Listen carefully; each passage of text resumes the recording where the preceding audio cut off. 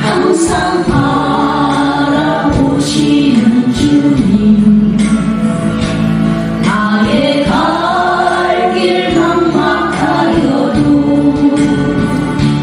나는 선한 주님을 믿네. 나 몸과 맘 매일 지쳐도 나는 선한 주님을 믿네. 세상 근심 속에 있어도 나를 도와주시리 믿네. 저 높은 곳에서 나를 항상 지켜주시는 주님, 나의 갈 길 멀고 험해도 나는 선한 주님을 믿네. 나 모든 삶 연약하여도 나는 선한 주님을 믿네. 세상 불안 속에 있어도 나와 함께 하시리 믿네. 저 높은 곳에서 나를 항상 위로하시는 주님, 나의 갈 길 끝을 몰라도 나는 선한 주님을 믿네. 나 소망 희미하여도 나는 선한 주님을 믿네. 세상 의심 속에 있어도 말씀 증거하시리 믿네. 저 높은 곳에서 나를 항상 평안 주시는 주님, 나의 갈 길 빛이 되신 주, 나는 선한 주님을 믿네. 나는 선한 주님을 믿네. 나는 선한 주님을 믿네.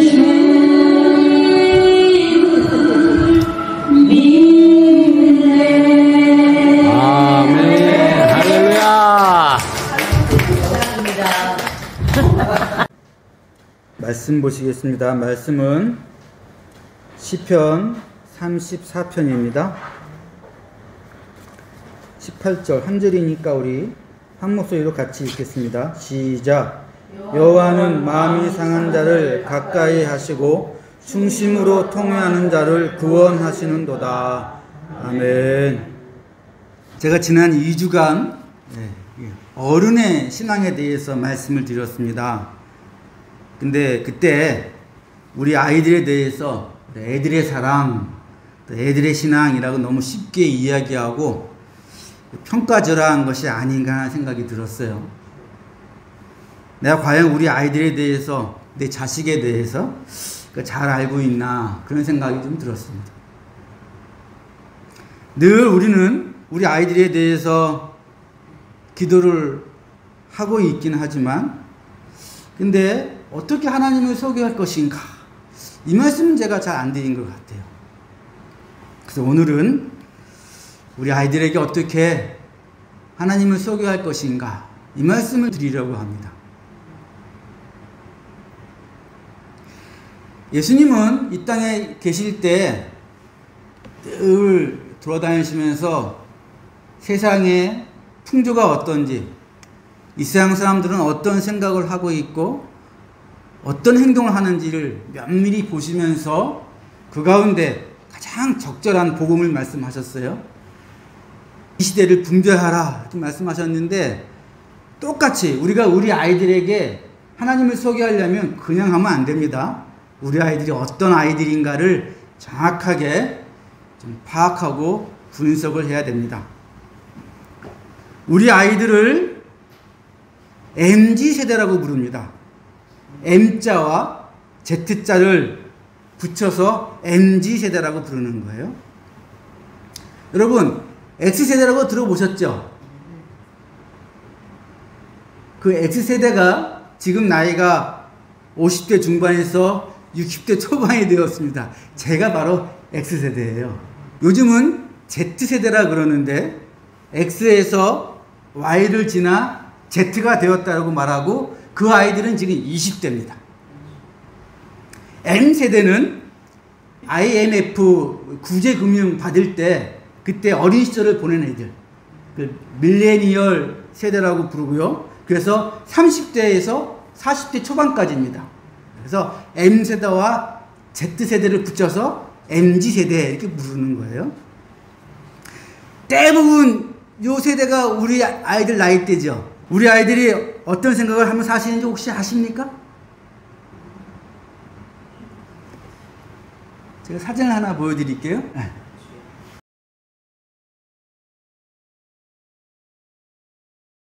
누군지 아시나요? 예, 이름 혹시 아시는 분? 아하하. 전 세계에서 가장 유명한 우리나라 아이돌입니다. 중국에 이 아이돌이 뜨면 5억 명이 동시에 봅니다. 어마어마한 가수죠. 걸그룹의 그 리드싱어를 하고 있는 14살 때 데뷔를 했어요. 지금은 21살입니다. 근데 아까 말씀드렸듯이 중국, 일본, 유럽 할 거 없이 유명한 진짜 어마어마한 아이돌인데 이름이 장원영입니다. 네, 장원영. 이 친구를 모른다면 우리는 우리 아이들이 어떤 아이들인지 전혀 모르는 겁니다. 이 친구의 이름을 따서 원형적 사고라는 말이 만들어졌어요. 이 가수가 하루는 빵집에 갔는데 자기가 사려고 했던 빵이 자기 앞에서 떨어졌어요. 그러자 뭐라고 얘기했냐면, 난 너무 운이 좋아. 이제 갓 구운 빵을 먹을 수 있겠구나. 이렇게 말했어요. 물론 새로운 빵을 먹으려면 1시간 이상 기다려야 됩니다. 정신 승리를 한 거예요. 그 옆에 있던 매니저가 찍었어. 그리고 이걸 유튜브에 올렸는데 모든 20대가 이걸 따라합니다. 이걸 원형적 사고라 그러는 거예요. 예를 들어 이런 거예요. 버스 정거장에 갔는데 마침 자기가 타라고 했던 버스가 떠났어. 그럼 대부분 우리는 뭐라 그래요? 운이 없다 그럴 거 아닙니까? 그런데 원형적 사고를 하면 어떻게 얘기하느냐? 아이 좋아. 저 버스가 대부분의 사람들을 태우고 갔으니까 다음 버스에는 나는 앉아갈 수 있겠구나. 이게 유행이에요. 20대에서. 이게 되게 쿨해 보이잖아요. 그냥 삽시간에 20대들이 이런 식으로 말을 해요. 이런 정신 승리가 진화를 했어요. 그래서 갓생이라는 말을 씁니다. 이때 갓은 하나님 할 때 갓이고 생은 인생이에요. 그러니까 갓생. 딱 느낌이 오시죠? 이게 무슨 말이냐면 나 오늘도 성공했어. 이걸 스마트폰으로 찍어서 올리면 서로 인증하는 거예요. 예를 들어서 아침에 6시에 일어난 걸 찍고 출근할 때 운동삼아 막 뛰어가는 걸 또 동영상으로 찍고 자기 전에 일기 쓰는 걸 찍어요. 이걸 올리는 겁니다. 인터넷에. 그러면 전혀 모르는 사람들이 와 오늘 성공했구나 축하한다 이런 댓글을 막 다는 겁니다.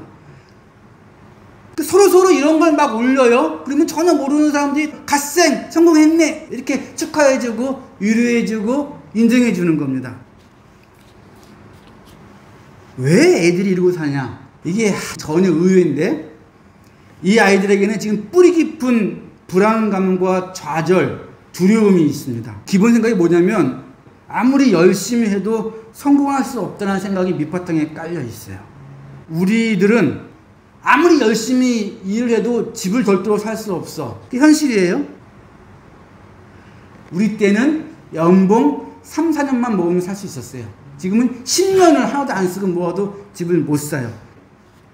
우리 때는 대학 나오면 어디든 다 취업했는데 이 아이들에게는 대학을 나와도 취업을 못하고 원하는 데 갈 수 없습니다. 그러니 결혼이 부담스럽고 아이 낳는 건 더더욱 부담스럽습니다. 지금 우리나라 평균 결혼 나이가 얼마인지 아십니까? 35살이에요. 그래서 우리 아이들은 이 정신 승리라도 해서 이 불안을 해소하고 자존감을 높이려고 그러는 겁니다. 이런 정신 승리에서 중요한 것은 뭡니까? 상처를 받지 않는 거야. 그래서 연애할 때도 이런 걸 제시하고 체크합니다.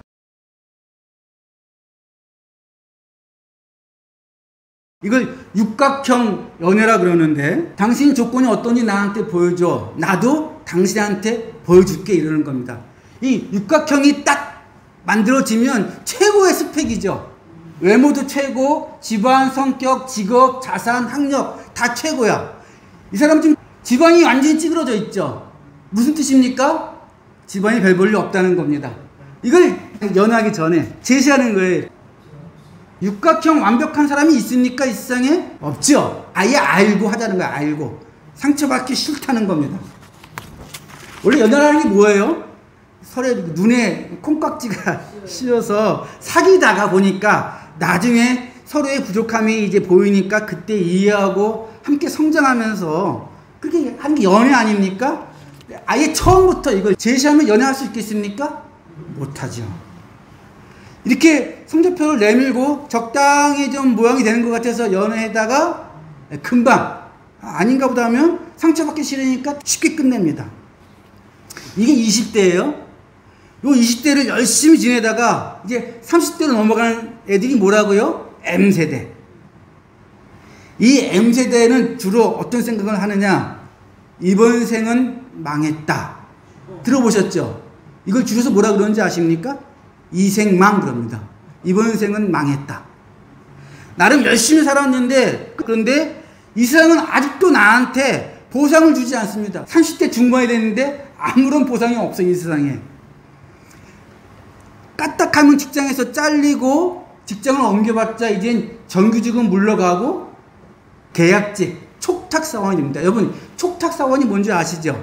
촉탁사원은 계약직보다 조금 더 낮은 건데 월급은 2년 동안 정직원하고 똑같이 줘요. 근데 2년 후에는 무조건 나가야 되고 한 번 촉탁사원은 절대로 이 회사에 들어올 수 없습니다.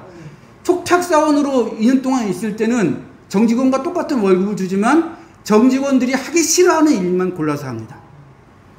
이런 일 하면서 무슨 생각할까요? 아, 이번 생은 내가 망했구나.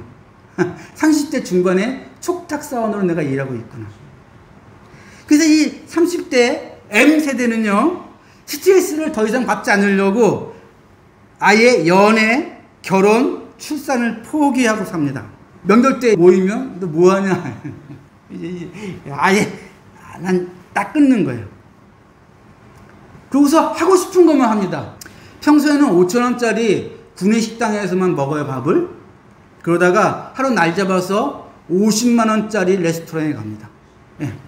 하고 싶은 거 하겠다는 거야. 미래를 위해서 저축하는 건 개나 주라 그래. 저축해봤자 내가 뭘 할 수 있는데. 예. 이러면서 지금 당장 하고 싶은 걸 하는 거예요. 2년 동안 일한 다음에 퇴직금 받아서 지금까지 벌어놓은 돈하고 같이 모아서 세계 여행을 떠납니다. 크루즈 여행을 떠나요. 혼자서. 인생은 한 방뿐이야 그러면서. 물론 이 M세대에도 정반대로 행동하는 애들이 있어요. 한번 기분 내고 광내다가 쫄쫄 굶냐? 나는 매일같이 작지만 소소하지만 확실한 행복을 누리겠다. 이런 사람들도 있는데 이걸 소확행이라 그럽니다. 소소하지만 확실한 행복. 처음 들어보셨죠? M세대 중에서 얘네들은 거창한 계획 같은 거 짜지 않고 혼자 행복한 일을 합니다. 자기가 좋아하는 커피숍에서 혼자 음악을 들으면서 책을 읽던가, 편의점에서 자기가 좋아하는 간식거리와 맥주 사갖고 들어와가지고 자기가 좋아하는 영화나 드라마를 혼자 보거나, 아니면 먹고 싶은 음식 자기가 혼자 막 만들어서 혼자 먹으면서 행복해 이렇게 느낀다는 겁니다. 큰 돈을 들이지 않고도 과자 먹으면서 맥주 마시면서 내가 좋아하는 영화를 보는 게 얼마나 행복해 이런다는 거예요. 이게 MZ세대가 하는 생각, 우리 아이들이 하는 생각입니다. 이게 생활 패턴이에요. 근데 다 이런 행동의 밑바탕에 뭐가 있다고요? 아무리 노력해도 내 인생에서는 더 좋아질 건 없어. 좌절, 두려움, 불안감이 그 기저를 깔고 있는 겁니다. 그래서 뭐 하려고요? 정신승리라도 해서 현실을 이겨내려고 그러는 거예요. 이렇게 정신승리를 해서 간신히 이겨내고 있는데 갑자기 누군가 노력하지도 않고 성공하는 것 같으면 저건 뭔데? 쟤는 왜 저걸 쉽게 얻는 거야? 이런 분노와 억울함이 끓어오릅니다. 당연하겠죠. 이 가난한 사람들이나 연약한 사람들에 대해서도 똑같은 생각을 해요. 다 지들 잘못이지. 왜 도와줘야 되는데? 왜 특혜를 줘? 왜 그런 정책을 피는 거야? 이런 생각을 합니다. 절망감, 무력감 속에 있는데 어떻게 남들에 대한 아량이 나오겠습니까? 나 혼자만이라도 행복을 누리는 게 너무 어려워. 그것도 간신히 정신승리를 하고 있는 거야. 이렇게 우리 아이들은요, 겉으로는 쿨해 보이지만 내면은 좌절감, 불안 가득 차 있습니다. 도대체 이 아이들 어떻게 해야 됩니까? 여러분들, 이게 우리 아이들이에요. 우리 애들이라고. 오늘 본문 말씀, 여호와는 마음이 상한 자를 가까이 하시고 충심으로 통회하는 자를 구원하시는도다.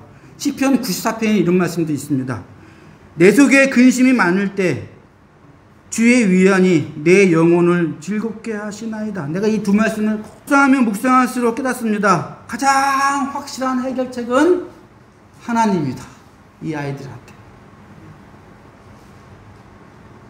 사람의 위로, 부모의 위로도 애들의 거죽만 울릴 뿐이지 속은, 그 공허한 속은 채울 수가 없습니다.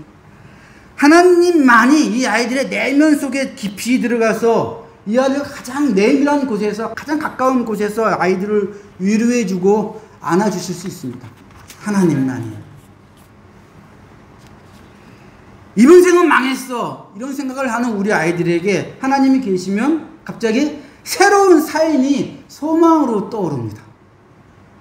우리 아이들은 아무리 노력해도 소용없어. 근데 하나님 알게 되면 하나님 안에서는 모든 노력이 의미가 있다는 걸 깨닫게 돼요. 물질적 성공과 사회적 지위를 얻기 힘들다고 좌절하고 낙담하는데, 하나님 안에서 바라보면 물질적 성공, 사회적 지위가 아무것도 아니라는 걸 알게 됩니다. 상처받지 않으려고 육각형 페이퍼를 만들어서 이걸 내세우며 사귈까 말까 이러던 아이들이 하나님 안에서는 진정한 사랑을 배울 수 있어요. 왜? 하나님은 불완전한 인간을 있는 그대로 사랑하시고 조건 없이 사랑하셨기 때문에.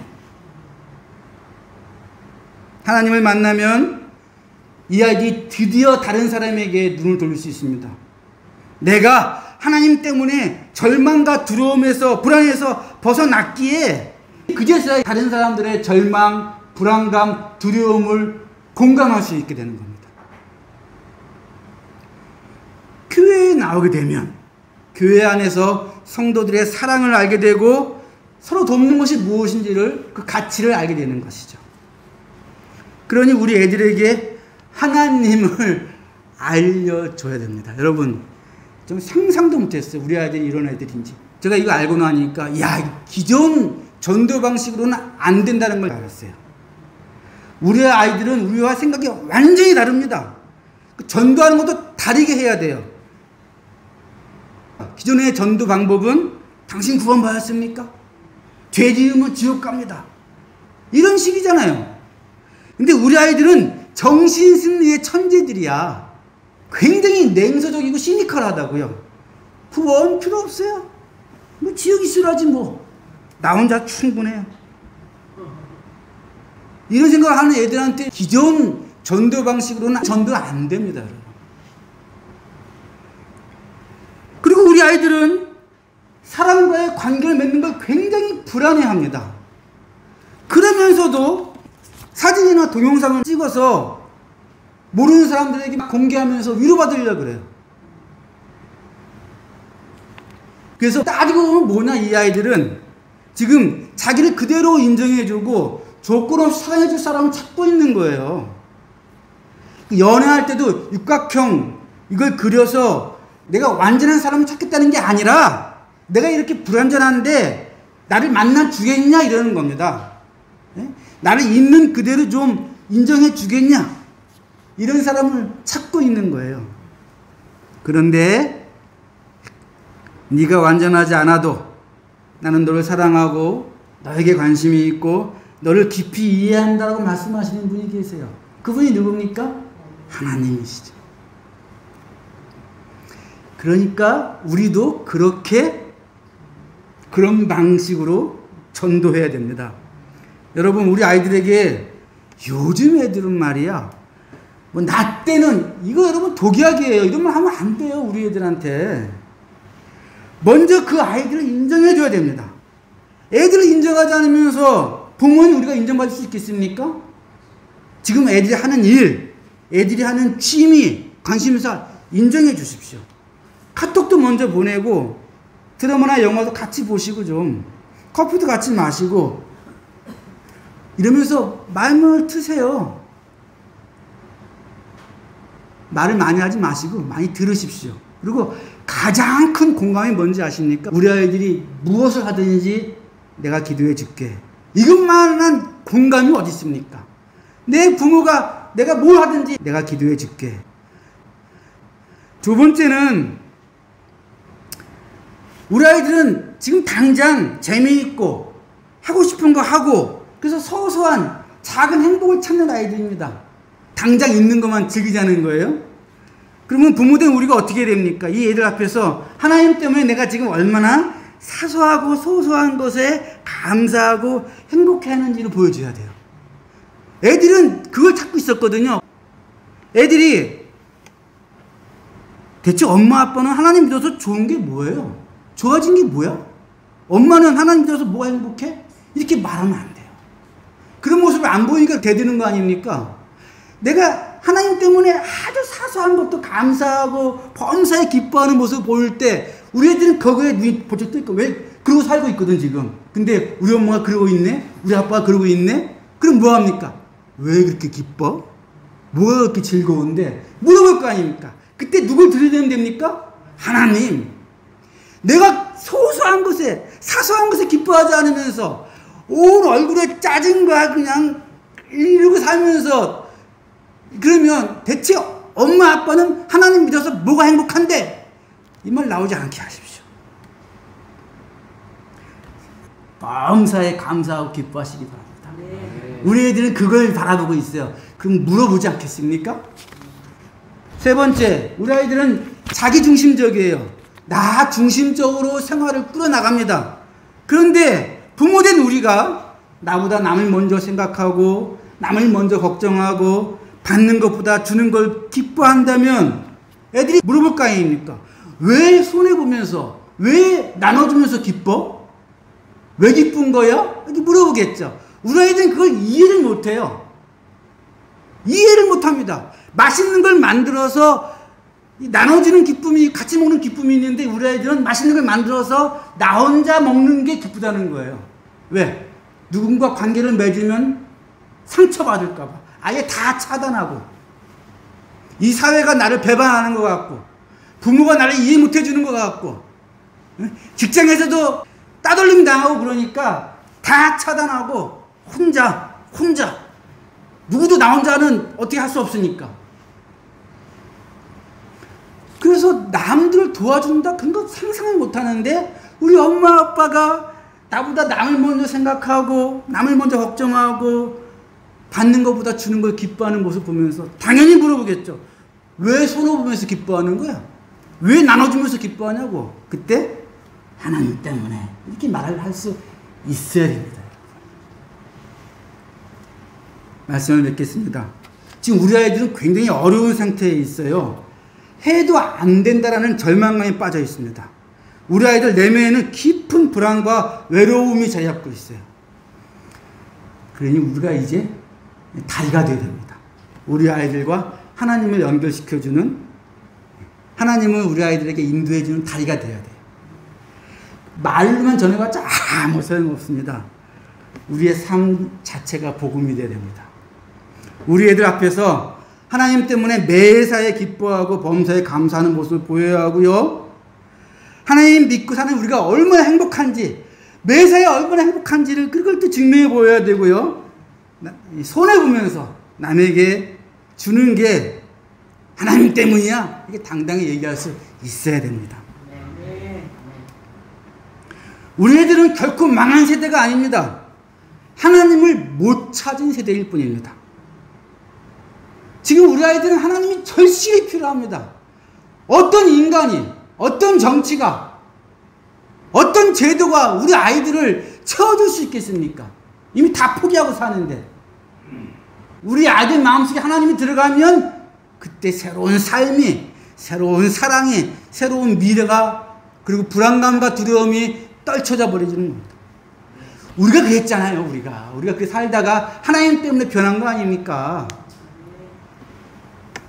부모된 우리는 우리 애들의 상한 마음을 하나님으로 치유될 수 있도록 이제 일할 때가 된 거예요. 내 손을 떠나면 더 어려워집니다. 아직 후반에 있을 때 하십시오. 어쩌면 하나님은 이 시대에 가장 원하는 게 내 아이들을 하나님께 인도하는 것을 바라실지 모릅니다. 이 절망의 세대를 살고 있는 우리 아이들에게 소망의 세대로 바꿔주는 역할을 하는 것이, 그게 바로 역사고 하나님의 능력이 될 겁니다. 그 일을 이루어 가시기를 주의 이름으로 간절히 축원합니다.